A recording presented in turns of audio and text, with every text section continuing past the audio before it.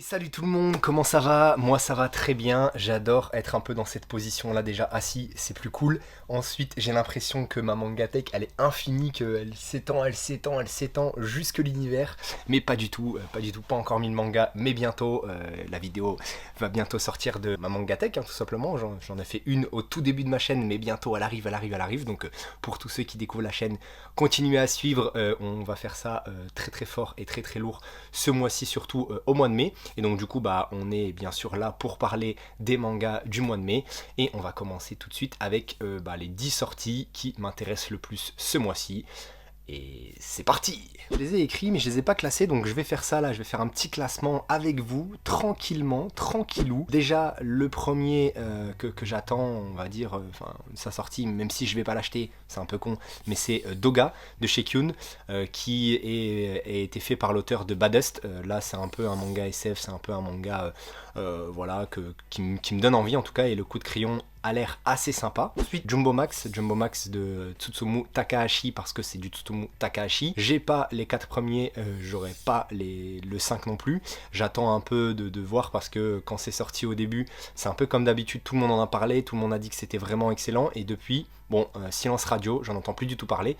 Donc si vous lisez Jumbo Max, n'hésitez pas à me dire dans les commentaires, sachant que c'est toujours en cours, et sachant que ce fou de Tsutsumu Takahashi, on va un peu peut-être un jour étudier son cas, mais dans une vidéo voilà, en rapport avec son travail. Il a aussi une autre œuvre concernant le rock, je crois. Donc le gars il fait deux trucs en même temps, enfin il est juste trop fort. Ensuite une autre sortie, donc Petite Forêt, normalement ça compte 2 tomes là, Delcourt Tonkam ou Delcourt trop cher, je les appelle maintenant, ou Delcourt Tokar, mais j'ai des noms comme ça pour eux, même si je les aime bien parce qu'ils font du bon travail, c'est juste que c'est trop cher. Donc Tokar ça me gêne un peu, mais Delcourt trop cher j'aime bien. Donc Delcourt trop cher, ils vont sortir en intégrale, en un one shot, Petite Forêt, voilà, Petite Forêt de Daisuke Igarashi, et ça tombe bien parce que ce mois-ci, pour la vidéo du mois de mai, qu'est-ce qu'on va faire? Qui on va traiter pour le focus mangaka? Et ben Daisuke Igarashi. Pour l'instant j'en dis pas plus, on va un petit peu plus en parler juste après. Je viens de cracher, heureusement que c'est pas atterri pile sur la caméra sur vous, parce que sinon vous auriez un peu flippé du truc qui est sorti de ma bouche. Je continue avec Ansel Sakamichi, un manga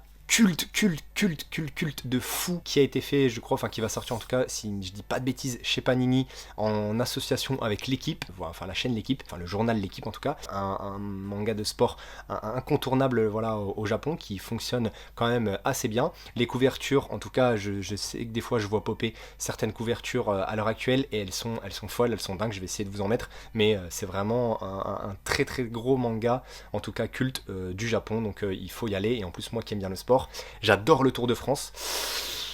Je sais pas, parce qu'il y a 79 tomes au moins, je crois, là-bas, donc 77, 79, je sais plus trop, mais c'est énorme. Donc là, on est parti pour encore une ribambelle d'argent à dépenser, donc on va voir. Ensuite, je mets The World is Dancing, le tome 3, bon, tome 1 et tome 2 qui sont là, que j'ai bien kiffé, surtout je kiffe de plus en plus, donc j'espère que le tome 3 va être dans la continuité du tome 1 et du tome 2, donc c'est pour ça que j'attends The World is Dancing tome 3. J'avais toujours du mal avec ce titre, c'est un truc de ouf, je galère à dire à chaque fois ce titre en anglais. Bon, on va arrêter avec ça, on va passer au suivant. J'attends bien sûr Welcome Back Alice, le tome 3, puisque pareil, le tome 1, bon, j'étais en mode ouais, ok, bon, pas foufou. Le tome 2, franchement j'avais bien aimé, et donc là j'en attends aussi pas mal au niveau du tome 3, sachant que, je répète, c'est une série en 7 tomes, donc voilà, normalement on est déjà presque à la moitié du manga, donc j'ai hâte de voir comment ça évolue. Ça va évoluer vite, donc ça j'aime bien, c'est cool, mais j'espère que ça va surtout évoluer bien, donc il y aura des petits rebondissements assez intéressants. Ensuite j'attends Land, le tome 4, pareil, j'avais lu le tome 1, tome 2, tome 3, c'est, on va dire, de mieux en mieux, ça progresse petit à petit, c'est pas des grosses progressions, mais petit à petit on est sur quelque chose de bien. Bien sûr il y a tout un tas de mystères, donc c'est pour ça que tant qu'on les a pas résolus, ou tant qu'on n'a pas les réponses, et ben on sait pas trop si c'est cool ou pas.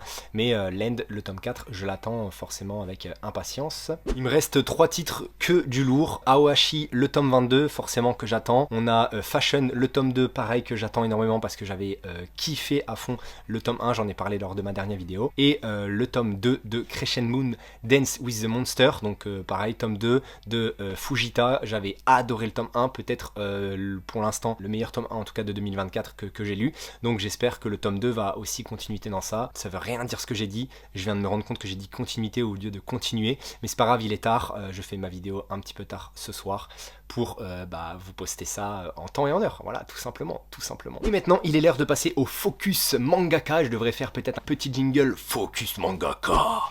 Donc Daisuke Igarashi, pourquoi j'ai envie de vous faire un petit focus de Daisuke Igarashi? Déjà parce que j'aime bien vous faire un petit focus sur les mangaka dont on ne parle pas forcément énormément ou qui sont moins connus, et pourtant il fait du très très bon travail, hein. Déjà son coup de crayon est juste magnifique, son coup de crayon est juste magistral. Alors ça va être un petit peu compliqué par contre de vous en dire un peu plus sur Daisuke Igarashi parce que je l'ai lu que les 3 tomes de Designs et le premier tome des Enfants de la Mer qui se trouve juste là, que j'avais grave kiffé en tout cas tout ce que j'ai lu, surtout les Enfants de la Mer, le tome 1 j'avais adoré, et Designs pareil, c'est de mieux en mieux, il reste encore 2 tomes pour savoir si ça va être vraiment quelque chose de fou ou pas, et j'ai envie de vous parler de cet auteur là parce que il a une créativité un petit peu à part, il va... Enfin, en tout cas de ce que j'ai lu, il essaye toujours de chercher des choses qui ne se font pas en tout cas dans les autres mangas que j'ai pu lire, donc c'est aussi pour ça que j'aime bien cet auteur là, et il a fait pas mal d'œuvres différentes dans... Alors ça reste toujours un peu dans son univers comme je l'ai dit, où on part un peu loin dans l'imaginaire, en tout cas je pense. Alors ceux qui sont calés en Daisuke Igarashi, n'hésitez pas à me dire, mais pourquoi je n'ai pas pu lire plus que ça? Parce que malheureusement c'est des œuvres qui sont sorties il y a un petit moment chez Sarbacane, ils ont sorti pas mal de ces œuvres là, mais j'espère que Delcourt trop cher ont pu récupérer toutes les licences pour pouvoir nous les sortir une à une, parce que là déjà ils ont Petite Forêt, ils ont les Enfants de la Mer, donc pourquoi pas nous sortir Sorcière qui est en 2 tomes, Anna je sais pas quoi Nishikishi Patati Patata, ça s'appelle vraiment la fin du manga et s'appelait vraiment Patati Patata, pareil sorti en 2 tomes en France, qui sont sur Vinted beaucoup trop cher. On a aussi, je vais prendre mes petites notes là, Saru qui est sorti chez nous également et qui compte il me semble 1 ou 2 tomes. Pareil, je ne sais pas trop. Et il y a le Petit Monde Kabosha, donc qui parle de l'histoire d'un chat qui va sortir chez nous normalement en septembre 2024. Je sais plus quel auteur c'est, mais en tout cas, petit à petit ça revient. Donc essayez de vous intéresser à Daisuke Igarashi. Alors je sais que malheureusement c'est super cher, hein. Ça c'est 16 € le tome. Donc il est quand même beau, hein. Franchement il est super joli. Le travail fait est vraiment beau. On a l'impression d'être dans la mer, mais les premiers tomes, en tout cas, enfin la première édition des Enfants de la Mer de Sarbacane avait des couvertures vraiment super jolies parce que on voyait vraiment le travail effectué par Daisuke Igarashi et à quel point on peut être transporté par son dessin. Parce que moi, quand je lis, quand je regarde, voilà, j'ouvre une planche, regardez-moi ça. C'est fou, c'est fou, on est transporté dans l'œuvre. Regardez-moi ces yeux, ils vous donnent pas envie, ces petits yeux là? Mais voilà, au moins j'en ai un sous la main, c'est fou. Moi je kiffe ça, je vais essayer de vous prendre Designs, comme ça je vous montre un petit peu, mais là vous avez des belles petites planches, des beaux petits dessins qui vous transportent, qui vous donnent envie. Là forcément les Enfants de la Mer, ça parle de l'océan, mais je trouve que ces yeux parlent vraiment pour eux, et il n'a pas forcément besoin de mettre de dialogue à travers le regard, il peut nous faire transmettre des émotions, des messages. Je vais vous montrer si je le chope. Oh, c'est la galère. Je l'ai. J'aurais dû le préparer. Je l'ai. Bon c'est le tome 2. En plus j'ai un peu de l'abîmer, nickel comme d'hab. Tome 2 de Designs. Voilà, on va essayer de vous montrer des petites planches.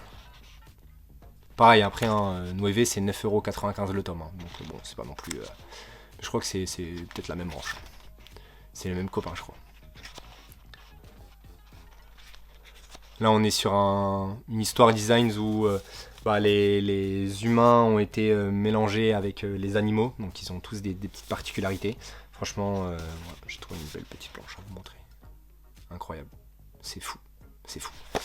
Voilà, donc si je vous ai pas convaincu avec Daisuke Igarashi parce que je n'ai pas lu d'autres œuvres, et si le dessin vous a pas convaincu, j'en suis vraiment navré parce que c'est un auteur qu'il faut aller découvrir, qu'il faut aller voir, qu'il faut aller lire, auquel il faut donner de la force parce qu'en plus ça fait depuis 2021 ou 2021 qu'il a pas sorti de quelque chose. Voilà, j'ai envie qu'il ressorte une nouvelle série, qu'il se mette dedans, qu'il cartonne, qu'il nous fasse une œuvre incroyable encore une fois. Voilà. Tout simplement. Maintenant, il est l'heure de quoi? Il est l'heure du top couverture. Et ce mois-ci, on va essayer de ne pas faire un TGV de couverture. Donc voilà, vous les voyez déjà en fond. Des belles petites couvertures. J'ai essayé de trouver un maximum de belles couvertures, sachant qu'il n'y en avait pas forcément des oufs ce mois-ci. Mais bon, ma préférée, je dirais que c'est le tome 16 de Chainsaw Man, l'édition spéciale. Franchement, elle est vachement belle. Insomniac tome 12 aussi, j'aime beaucoup. Shut Hell, le tome 9, je le trouve vraiment incroyable, hein. La couverture elle est vraiment super belle. Voilà, donc c'est un peu les trois que je préfère, mais là vous pouvez toutes les voir. Elles sont aussi quand même jolies. Il y en a qui me font découvrir justement des œuvres, et c'est toujours pour ça que j'ai envie de vous présenter un peu les couvertures de ce mois-ci. Et donc j'espère que cette fois-ci vous avez eu le temps de les voir, vous avez eu le temps de kiffer. Et maintenant on passe à la dernière rubrique déjà de ce mois-ci, et c'est mon top de chez Kana que j'ai envie d'acheter, voilà, que j'ai envie de posséder, tout simplement. Et là, cette fois-ci, pareil, je l'ai fait dans l'ordre alphabétique, alors je suis désolé, hein, je l'ai pas classé. Le mois prochain, si vous voulez que je classe dans mon préféré, celui que j'ai moins envie à celui que j'ai le plus envie, je le ferai avec plaisir. En tout cas, juste avant de vous donner mon top chez Kana, il y a 2 mangas qui vont sortir, voilà, comme ça, 2 qui vont sortir chez Kana. C'est Tank Cher que j'ai vraiment envie d'acheter. Je crois que c'est un manga, voilà, un peu d'action, où c'est quelqu'un qui est en fauteuil roulant et qui peut-être se mue en super-héros. Donc ça a l'air cool, bourré d'action. Après, à voir si c'est vraiment excellent au niveau de l'histoire, parce que si c'est que de l'action, bon, bof. Et ensuite, on a un nom trop compliqué, donc je l'ai écrit. Supernaura Da Yani Suhu Futari, voilà, ça se trouve je l'ai très mal dit, qui est Smoke Behind the Superette, et où on est avec une meuf dans un supermarché qui fait la rencontre, je crois, d'un salaryman au Japon, qui, tous les deux fument derrière la petite supérette et racontent leur petite histoire. Donc c'est une petite romance, et apparemment ça a l'air plutôt pas mal, voire excellent. Donc n'hésitez pas à jeter un coup d'œil à ça, n'hésitez pas à déjà directement le mettre en suivi sur Manga Collect. Voilà, je touche rien là-dessus, hein. Je suis qu'un petit youtubeur comme d'habitude de merde pour l'instant, j'espère percer. Faites en sorte que je perce s'il vous plaît, on est bientôt aux 800 abonnés, donc pourquoi pas aller chercher les 1000 avant de la fin de l'année. C'est un peu mon objectif, voilà, je le dis, donc s'il vous plaît, cette fois-ci je demande, mais n'hésitez pas à vous abonner. On essaie de faire ça bien, on essaie de vous faire rigoler, on essaie de vous faire passer un bon moment. Bref, on commence avec mon top de chez Kana. Donc j'aimerais bien avoir Adabana en 3 tomes, un petit thriller un petit peu particulier. J'avais lu le tome 1, j'avais bien kiffé. Les dessins sont plutôt cool, les dessins sont vraiment bons, en tout cas adhèrent bien avec l'univers thriller de l'œuvre, où on est sur, je crois, justement une fille qui va tuer quelqu'un, mais on sait pas trop pourquoi, on sait pas pourquoi ça l'a poussé à faire ça. Donc ça a l'air plutôt assez intéressant. Ensuite, on a Bucket List of the Dead. Pourquoi j'ai envie d'avoir Bucket List of the Dead? Mon anglais est nul. Tout simplement déjà pour les couvertures. Les couvertures sont juste... Non, la ring light, lâchez. On revient tout de suite après une courte page de pub. Vous voulez que je vous fasse une pub? Petite pub. J'allais faire encre tonnerre, coin. On va éviter. Bonjour, c'est Laurent de Carglass. Vous avez un impact sur votre pare-brise? N'hésitez pas à venir chez nous. En plus, ce mois-ci, on vous offre un manga. Ce serait trop bien. Pétez votre pare-brise là. Il y a tous les mecs de la chaîne qui pètent leur pare-brise. Non, je peux pas faire une pub Durex. Ce serait un peu bizarre. Non, je vais arrêter. Je vais relancer peut-être. On va relancer la ring light. Ouais, on va relancer, on va retenter. Let's go. Mr. V. Donc Bucket List of the Dead, comme je le disais, parce que les couvertures sont juste incroyables et que ça a été fait par celui qui a fait Alice in Borderland, donc ça a l'air plutôt cool aussi. Ensuite, bien sûr, Dead Demon Destruction, fait par le bon Inyo Asano. Je n'ai toujours pas lu Bunui Punpun, mais je vais m'y mettre. Mais le dessin a l'air dingue. Voilà, l'histoire aussi a l'air folle. En gros, c'est un gros vaisseau extraterrestre qui stagne au-dessus d'une ville, et bah, on sait pas trop pourquoi ils sont là, il me semble, et bah, il va se passer des choses, et voilà, le dessin a l'air cool, et c'est Inyo Asano, donc j'ai envie de lire Destruction. Ensuite on a I Am a Hero. I Am a Hero, pourquoi j'ai envie de le lire? Parce que c'est un manga dont j'en avais entendu parler souvent en bien, qui est peu justement annoncé par les youtubeurs ou par les influenceurs manga, et donc du coup j'ai envie de me lire, je crois, alors je veux pas dire de bêtises, mais que c'est une histoire un peu de vengeance ou quelque chose comme ça, je sais pas trop, dites-moi dans les commentaires si je dis des conneries. Ensuite on a le bon vieux Kamyuden. Alors ça peut-être que peu de gens le connaissent, même moi je savais en tout cas à l'époque de quoi ça parlait, et c'est pour ça que je l'ai mis dans ma liste, mais c'est un très vieux manga en arrêt de commercialisation, et